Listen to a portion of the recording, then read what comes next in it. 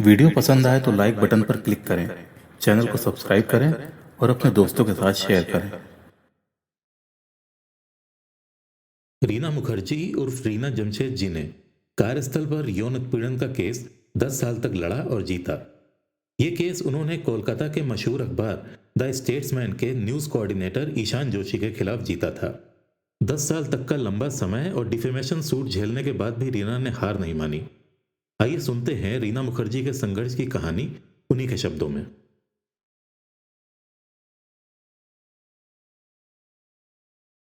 मैंने 10 जून 2002 में senior reporter के तौर पर कोलकाता का द स्टेट्समैन अखबार ज्वाइन किया था।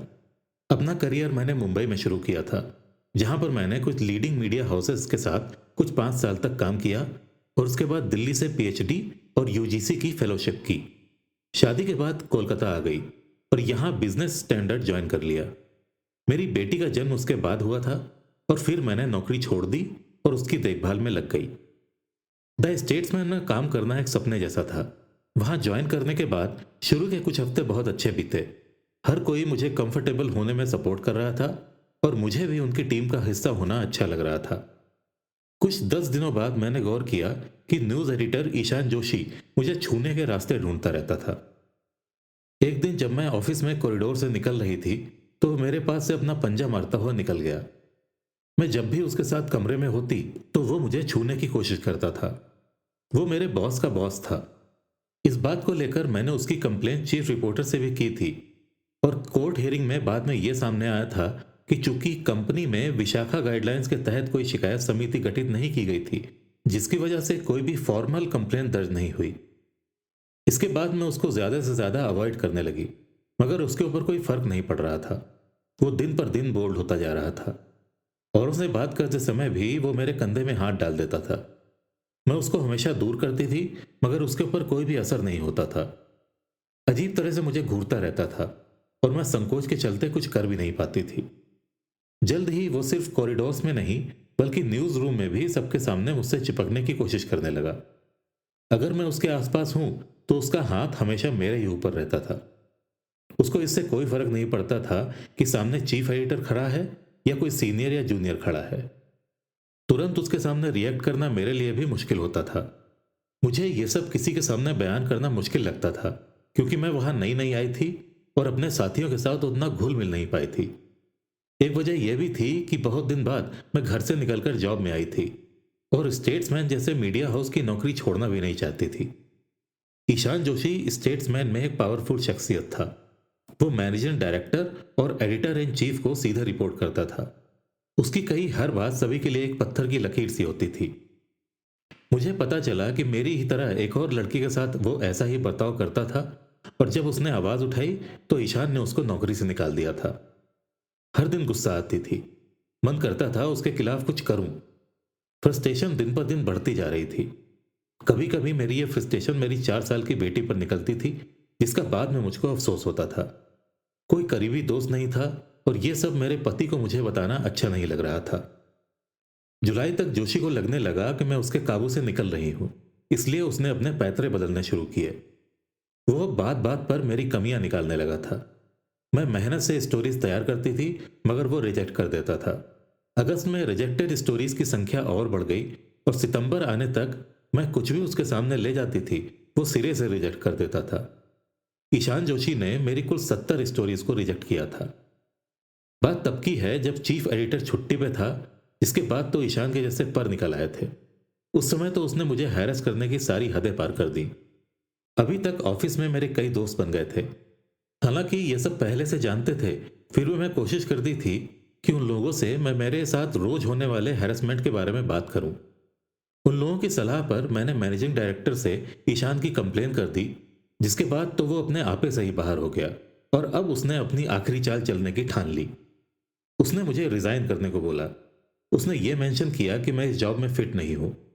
एक तरफ वो आज तक सबके सामने मेरी तारीफ करता आ रहा था और अब बोल रहा था कि मैं इस जॉब के लिए फिट नहीं हूं। मैंने इस बात को चीफ एडिटर के सामने भी रखा। उस समय तक मुझे यह समझ में नहीं आ रहा था कि अब मैं इस मामले को ऊपर तक कैसे ले जाऊं। मुझे यह पता चला कि ईशान ने अपने घिनौने कारनामों को अपने बॉस के आगे स्वीकार कर लिया है, क्योंकि इसके बाद उन्होंने ईशान के बिहाफ पर मुझसे माफी मांगी और ये जताने की पूरी कोशिश की कि जो हुआ सो हुआ, उसे भूल जाओ। मगर मेरे होश तब उड़ गए जब उन्होंने मुझसे ईशान के साथ कॉम्प्रोमाइज करने को बोला। 25 सितंबर 2002 को मुझे 1 महीने का नोटिस दिया जा चुका था, जिसको मैंने सिरे से नकार दिया था। इससे पहले मुझे मेरी परफॉर्मेंस को लेकर कोई भी वार्निंग या ईमेल नहीं भेजी गई थी। मुझे कोई कॉम्प्रोमाइज नहीं करना था और अपनी इमेज और पोजीशन को वापस पाना था। मैंने लड़ने का फैसला किया, मगर मैंने सोचा भी नहीं था और 12 अक्टूबर 2002 को बिना किसी रीजन के अचानक मेरी सर्विसेज को फाइनली टर्मिनेट कर दिया गया। एक दिन का भी नोटिस नहीं दिया गया। शुरू के 2 वीक तो मुझे लगा कि मुझे आज़ादी मिल गई है, मगर तीसरे वीक से मैं डिप्रेशन में जाने लगी। मेरे दिमाग में यही घूमता रहता था कि एक तो मैंने सबके सामने ईशान की गंदी हरकतों को झेला और उसके बाद मुझे ही नौकरी से निकाल दिया गया। मेरी सेल्फ रिस्पेक्ट की धज्जियां उड़ चुकी थीं, मगर अभी तक इस बारे में मेरे पति को कुछ भी नहीं पता था। मेरा डिप्रेशन बढ़ रहा था, जिसके चलते आखिरकार मैंने अपने पति को सब कुछ बता दिया और फिर जो कुछ भी हुआ वो दुनिया के सामने है। सबसे पहले मैंने कंपनी के खिलाफ पुलिस कंप्लेंट दर्ज की, जिसकी जांच बहुत ही स्लो रही।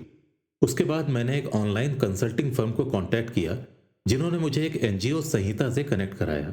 ये एनजीओ पहले भी कार्यस्थल पर यौन उत्पीड़न को लेकर कई मुद्दे उठा चुका था। मेरी जब ऑफिस के कलीग से बात हुई तो मेरे इमीडिएट बॉस चीफ रिपोर्टर ने दया तो दिखाई, मगर उन्होंने ये भी कहा कि ईशान जोशी के खिलाफ कोई भी एक्शन लेना तुमको महंगा पड़ेगा, क्योंकि वो एक पावरफुल फैमिली से आता है और उसके पॉलिटिकल कनेक्शन भी बहुत स्ट्रांग हैं। मुझे इस तरह के नेगेटिव रेस्पॉन्स बार बार मिलते रहे, मगर इसके ऑपोजिट मुझे एनकरेज करने वालों की भी कोई कमी नहीं थी। द स्टेट्समैन के 4th क्लास एम्प्लॉय ने भी मेरा उतना ही साथ दिया जितना senior most editors, finance, accounts और टेक्निकल स्टाफ मेंबर्स ने दिया। मेरी रिटन कंप्लेंट पर एनडब्ल्यूएमआई ने भी तुरंत एक्शन लेना शुरू कर दिया। इस पूरे वाकये को जैसे जैसे बढ़ावा मिल रहा था, वैसे ही लोगों का सपोर्ट भी बढ़ता जा रहा था। धीरे धीरे दूसरे मीडिया हाउसेस भी मेरे सपोर्ट में आ गए थे। द स्टेट्समैन के खिलाफ कोलकाता और दिल्ली दोनों ही जगह नेगेटिव प्रचार होता जा रहा था। मेरा case West Bengal Commission of Women के सामने गया, जिन्होंने द स्टेट्समैन को इस केस की इन्वेस्टिगेशन करने को बोला। मैंने इस बीच स्टेट लेबर डिपार्टमेंट के कमिश्नर ऑफिस में भी अपनी इलीगल टर्मिनेशन की याचिका दाखिल कर दी। द स्टेट्समैन ने स्टेट लेबर की याचिका को नकार दिया और कॉपरेट करने से मना कर दिया, जिसके बाद ये याचिका इंडस्ट्रियल ट्रिब्यून के पास गई। मेरा केस यौन उत्पीड़न के रेयर केसेस में से था, जिसमें मुझे इलीगली टर्मिनेट किया गया था और इसलिए मुझे वकील मिलने में भी परेशानी हो रही थी, क्योंकि कोई भी इस केस में रिस्क नहीं लेना चाहता था। इस समय मेरे एक दोस्त ने मुझे human right law network NGO से मिलवाया और मेरा सबसे बड़ा धन्यवाद उन्हीं को जाता है, क्योंकि उन्होंने मेरे लिए कई युवा और उत्साहित वकीलों को खड़ा किया। अब वो समय आ चुका था जो सबसे कठिन था। कोर्ट में हियरिंग शुरू हो चुकी थी। हमारे भारतीय कोर्ट रूम में ऐसा समय कई बार आता है जब आपको आरोपी से भी ज्यादा बुरा फील होता है। सभी जानते हैं कि कोर्ट केस में जाने के बाद वो हमेशा के लिए कोर्ट में ही रह जाता है, और मेरे साथ भी ऐसा ही हो रहा था। शुरू के कुछ महीने तो उनके वकील हियरिंग की तारीख ही बढ़वाते रहे। इसके अलावा भी अक्सर जज का रिटायर हो जाना या कोई और वजह से महीनों केस की तारीख बढ़ती रही। इन 10 सालों में करीब 3 साल तो जजों के ट्रांसफर और रिटायर होने में ही निकल गए थे। फ्रस्ट्रेशन इतना ज्यादा था कि कभी कभी लगता था कि भारतीय न्याय व्यवस्था के खिलाफ मेरे मुंह से जज के सामने कुछ निकल न जाए, क्योंकि ऐसा होने पर इसका फायदा तो अपोजिशन को ही होने वाला था। मेरे ऊपर 2 डिफेमेशन सूट, एक क्रिमिनल और एक सिविल भी ईशान जोशी और द स्टेट्समैन कोलकाता और दिल्ली की तरफ से किए गए थे, जिनको लेकर मुझे इन दोनों शहरों के चक्कर लगाने पड़ते थे। स्टेट्समैन का कहना था कि मैं 6 महीने के प्रोबेशन पर थी और प्रोबेशन के नियमों के अनुसार ही मुझे निकाला गया। मेरी बनाई गई रिपोर्ट्स भी स्टैंडर्ड की नहीं होती थी और मेरी परफॉर्मेंस खराब थी। उनके अनुसार मेरे द्वारा लगाए गए यौन उत्पीड़न के सभी आरोप मनगढ़ंत और झूठे थे। ईशान जोशी ने भी कोर्ट में कहा कि उसने कभी ऐसा कुछ नहीं किया था। द स्टेट्समैन के वकीलों की पूरी कोशिश रहती थी कि किसी तरह से इस केस को लंबा खींचा जाए, जिससे कि बीच बीच में जजों का ट्रांसफर या रिटायर होने पर इस पर कभी भी फैसला ना हो पाए। ऐसा होता भी था और महीनों ऐसे ही निकल जाते थे।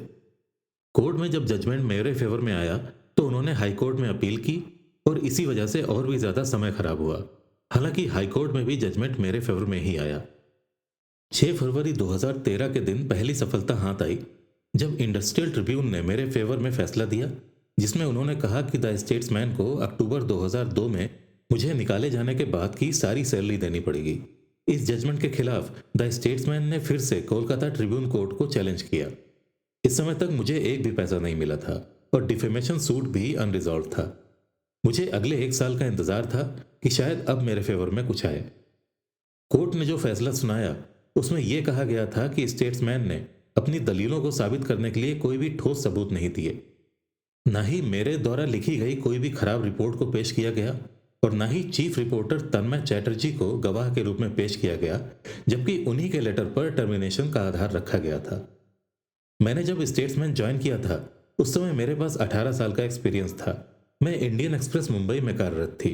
वह मेरा काम केवल रिपोर्टिंग तक सीमित नहीं था, बल्कि मैं खबरें लिखने के साथ साथ एडिटिंग का भी कार्य करती थी। मैंने यह भी कहा कि मैं इंडियन एक्सप्रेस के साइंस सप्लीमेंट सेक्शन की पूरी जिम्मेदारी संभालती थी। मैं बिजनेस स्टैंडर्ड कलकत्ता ब्यूरो में सीनियर करस्पॉन्डेंट के पद पर कार्यरत थी। वहां भी मैं नियमित रूप से रिपोर्टिंग करती थी और समाचार लेखन में सक्रिय भूमिका निभाती थी। अदालत में यह बात इस रूप में रखी गई कि मैंने बिजनेस स्टैंडर्ड जैसे प्रतिष्ठित आर्थिक समाचार पत्र में काम किया है, जो मेरी पेशेवर क्षमता को दर्शाता है। अदालत का कहना था कि स्टेट्समैन द्वारा विशाखा गाइडलाइन का पालन नहीं करना एक गंभीर लापरवाही है। यह शिकायत समिति नहीं थी, इसलिए रीना की शिकायतों की औपचारिक जांच संभव नहीं हो सकी। अदालत ने यह भी कहा, कोई भी स्वाभिमानी महिला यूं ही यौन उत्पीड़न का आरोप नहीं लगाती जब तक कि वो स्वयं अपमानित महसूस ना करती हो। रीना का टर्मिनेशन परफॉर्मेंस की वजह से नहीं हुआ, बल्कि वो यौन उत्पीड़न की शिकायत के बाद हुआ था। यह एक दमनात्मक और बदनीयती से प्रेरित कार्यवाही थी। कर्मचारी को कोई मौका ही नहीं दिया गया अपनी कथित खराब परफॉर्मेंस सुधारने का। इंडस्ट्रियल ट्रिब्यून का आदेश था कि मुझे दोबारा नियुक्त किया जाए और मेरे बकाया वेतन को अदा किया जाए। हालांकि बाद में कोलकाता हाईकोर्ट ने यह आदेश बदलते हुए कहा कि मुझे वापस नौकरी पर नहीं रखा जाएगा और 1 लाख रुपए मुआवजा दिया जाएगा। उन 10 सालों ने मुझे काफी कुछ सिखाया था। द स्टेट्समैन की दूसरी महिला सहकर्मियों में से कुछ ने मुझे सपोर्ट किया और कुछ ने मेरे ही ऊपर सवाल उठाए, मगर NWMI और HRL की महिलाओं ने मुझे पूरी तरह से सपोर्ट किया। द स्टेट्समैन के पुरुष सहकर्मियों से भी मुझे पूरा सहयोग मिला। खुद की सहायता ही सबसे बड़ी सहायता होती है। कोर्ट का जजमेंट आने के बाद मुझे और मीडिया हाउसेस से ऑफर्स आने लगे थे, क्योंकि उनको पता चल गया था कि मैं सही थी और मैंने एक साहसिक कदम उठाया। मगर मैंने एज ए फ्रीलांसर काम करने का फैसला किया। मैं कोलकाता पुलिस और विमेन कमीशन की एहसानमंद हूं कि उन्होंने अपनी तरफ से कोई भी देरी नहीं की और जब भी कोर्ट में बुलाया गया वो लोग मुस्तैदी के साथ वहां पर उपस्थित रहे। मैं युवा वकीलों के कमिटमेंट और एंथुजियाज्म की भी तारीफ करती हूँ, जिन्होंने पूरी बुद्धिमत्ता के साथ ये केस लड़ा और जीत हासिल की। मैं हमारे देश के मेन स्ट्रीम मीडिया के बारे में तो नहीं कह सकती, मगर मुझे पूरी उम्मीद है कि अल्टरनेट मीडिया हमारे देश की स्वतंत्रता की भावना को बनाए रखेगा, जिससे कि जर्नलिज्म को एक नोबल कॉज की तरह देखा जा सके।